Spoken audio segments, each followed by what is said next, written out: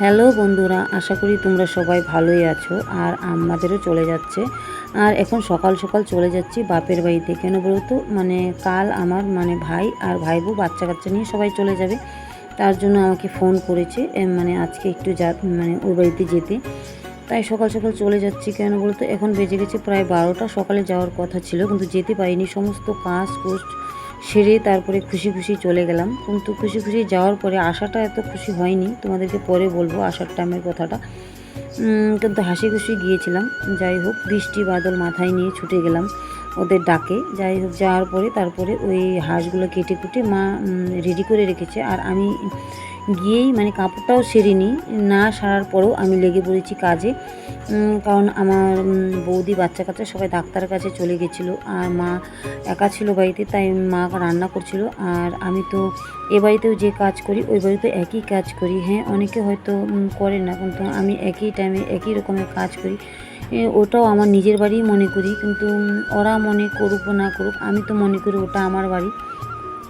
যাই হোক, আমি লেগে পড়লাম কাজে, রান্না বাড়ার কাজে। আর এই দেখো, আমাদের কিন্তু উনানে রান্না হয়, মাটির উনানে। আর গ্যাসও আছে, দুটাতেই রান্না হয়, কিন্তু বেশিরভাগটা আমরা উনানেই রান্না করি এ বাড়িতে। কারণ আমাদের বাগান আছে, ওই বাগানের জন্য বাগানে লাকড়ি আছে, ওটা দিয়ে আমরা রান্না বান্না করি। আর এসে দেখি মা ডালও বসিয়ে দিয়েছে, আর এটা আমি নামিয়ে ফেললাম। তারপর অন্যান্য কাজে লেগে পড়লাম যে যার মতো। আর বাচ্চা কাচ্চা পাশে আছে, খেলাধুলা করছে। আর যাই হোক, ওই বাড়িতে যাওয়ার পরে সারাটা দিন মোটামুটি ভালোই কাটছিল। কিন্তু একটা সময়ে এত কিছু হয়ে গেছে এই বাড়িতে, কিন্তু সব কিছু তো ক্যামেরায় দেখানো যায় না, আর সব কিছু সবাই সবটা দেখাতে পারে না।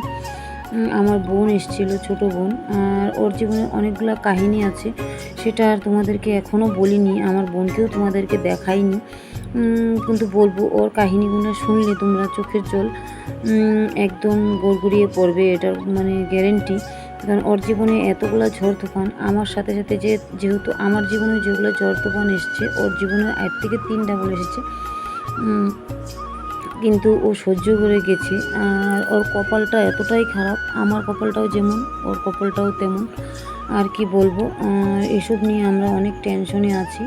কিন্তু আমার যেহেতু একটা চ্যানেল, আমি কিছুটা তোমাদেরকে দেখাই, সব কিছু দেখাই না, আর কিছুটা দেখাই কিছুটা দেখাই না।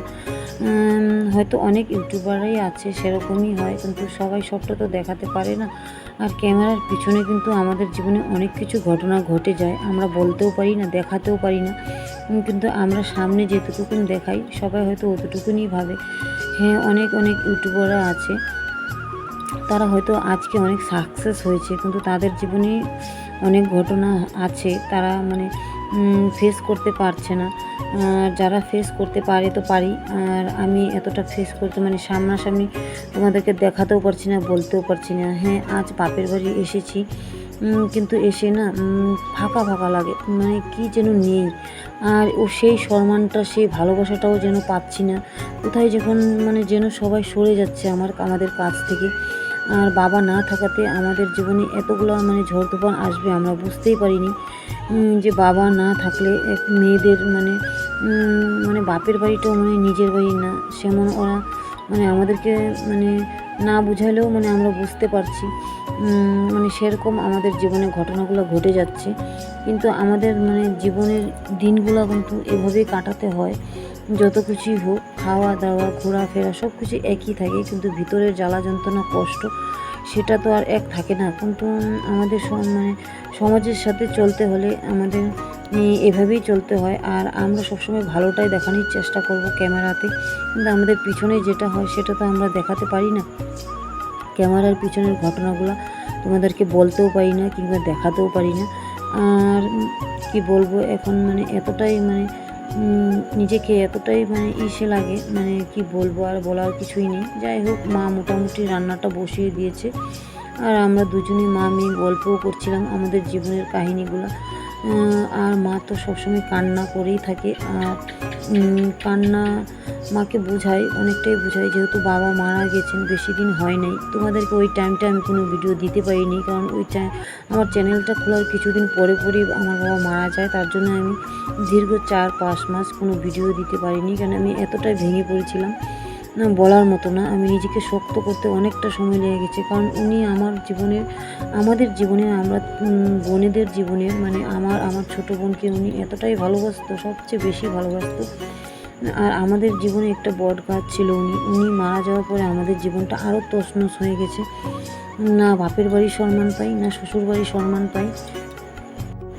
আমাদের এভাবেই চলতে হয় আর এভাবেই চলতে হচ্ছে। আর একটা জিনিস সবসময় মাথায় রাখবে, যে যত বড়লোকই হোক কিংবা গরিবই হোক, ভালোবাসা কিন্তু টাকা দিয়ে কিন্তু হিসাব করা যায় না। আর অনেকেই আছে টাকাতেই মানে হিসাব করে সব কিছু, যে সমানে সমানে থাকতে সবাই ভালোবাসে, কিন্তু ভাগ্য তো সবারকে সমানে সমানে রাখে না। অনেকের ভাগ্য হয়তো সে কুটিপুতির ঘরের মেয়ে হয়েও সে ভিখারির ঘরে থাকতে হয়, কিংবা ভিখারির ঘরের মেয়ে হয়েও সে কুটিপুতির ঘরে চলে যায়। কিচ্ছু করার নেই, এটা মানে আমাদের নিয়তি আর আমাদের ভাগ্য। এমনও দিন হয় সে কুটিপুতির ঘরের মেয়ে কিন্তু না খেয়ে তার দিন কাটাতে হচ্ছে। এটাই সমাজের নিয়ম, মানে দুনিয়ার নিয়ম। কিন্তু সবাই তো সব কিছু মানে দেখাতেও পারে না, বোঝাতেও পারে না। কিন্তু আমাদের চলতে হয় এভাবেই চলতে হবে হয়তো।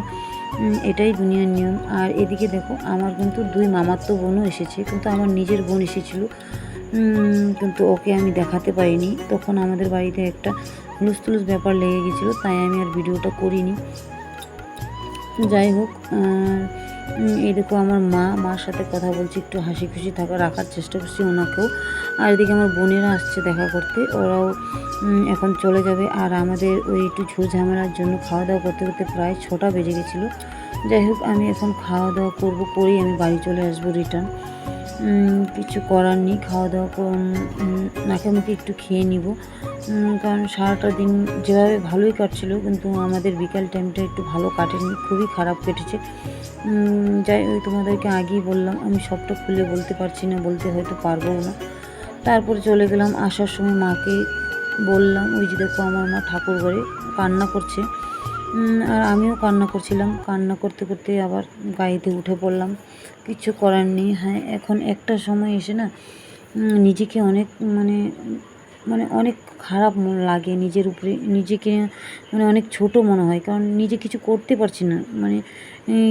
মানে একটা সময় মনে হয় কারো জন্য কিছু করতে পারছি না, ক্ষমতা দিচ্ছে না ভগবান, সাহস দিচ্ছে না। যেই হোক, নিজের জীবনের কষ্টগুলো নিজে তাও সহ্য করে নিচ্ছি, কিন্তু নিজের ভাই বোনেদের কষ্টগুলো আরও সহ্য করা যায় না। এতগুলো কষ্ট একবারে ভগবান দিবে বুঝতে পারছি না কেন দিচ্ছে। যাই হোক, আমার ভাইস্তা আমাকে নিয়ে আসছে, আর আমি মনে অনেক কষ্ট নিয়ে বাড়ি ছেড়ে আজকে চলে আসলাম। হয়তো ভবিষ্যতে যাব কি না যাব তাও কোনো ঠিক নেই ওই বাড়িতে। কারণ একটা সময় না মানুষকে নিজেকে অনেক মানুষ যখন ছোট করে, তখন আর নিজেদের মানুষ যখন নিজেকে ছোট করে না, তখন আর সহ্য হয় না। হ্যাঁ, অন্যের বাইরের মানুষ যখন না বুঝে তখন সহ্য হয়, কিন্তু নিজেদের মানুষ যখন বুঝে না, নিজেদের রক্তকে চিনে না, তখন ওই জিনিসটা সহ্য হয় না। মানে যা ভগবান যা করবে, মৃত্যু থাকলে কেউ আটকাতে পারবে না, একদিন তো সবাইকে যেতেই হবে। হয়তো আজ আছি কাল নাই, আবার কালও থাকতে পারি, আবার পরশু নাও থাকতে পারি। এটাই হয়তো মানুষের জীবন। এটা আমি বলে না, হয়তো প্রত্যেকটা মানুষের জীবনেই একই ঘটনা ঘটে যায়, কিন্তু একটা সময় যখন মানুষ উঁচু স্থানে চলে যায়, তখন নিচু স্থানের মানুষদেরকে মানে এতটাই অবহেলা করে, কিন্তু তারা নিজেদের মানুষকে তারা নিজেরা চিনতে পারে না, বুঝতে পারে না। মানে কি বলবো, এগুলোর কথা আর বলার কিছু নেই। যাই হোক, নিজেকে অনেকটাই অপরাধী মনে হচ্ছে এখন। তবুও মার মনে কষ্ট দিয়ে, বাড়ির সবাই মনে কষ্ট দিয়ে চলে আসলাম। কিছু করার ছিল না আমার, কারণ আমি যেহেতু যতক্ষণ কষ্ট না দিব ওদেরকে, ততক্ষণ ওরা আমার থেকে দূরে যাবে না। তাই যেহেতু আমি নিচু স্থলের মানুষ, তাই আমার নিচু স্থলেই আসতে হবে, আমি উপরে স্থলে যেতে পারবো না।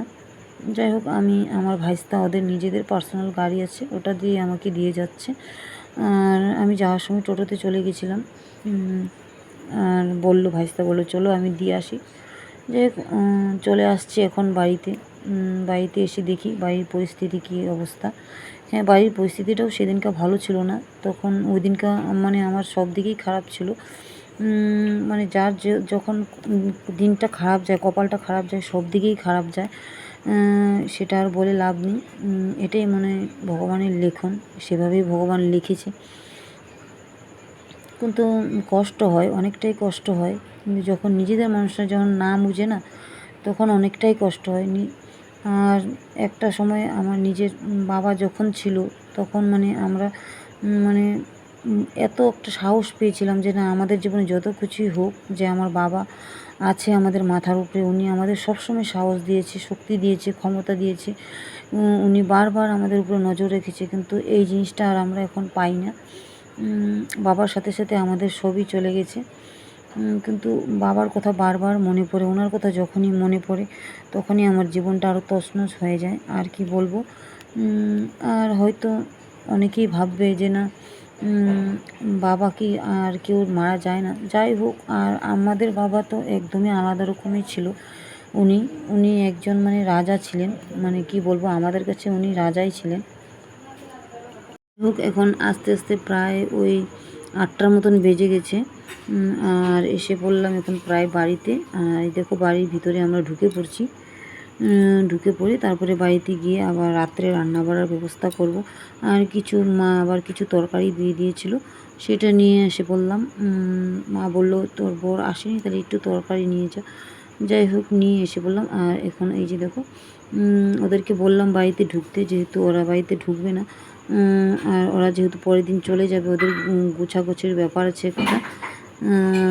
আর এই দেখো, আমরা কিন্তু এসে বললাম এখন মোটামুটি। আর রাস্তাতে জল জমে গেছে, এসে তারপরে বাড়িতেও চলে যাব।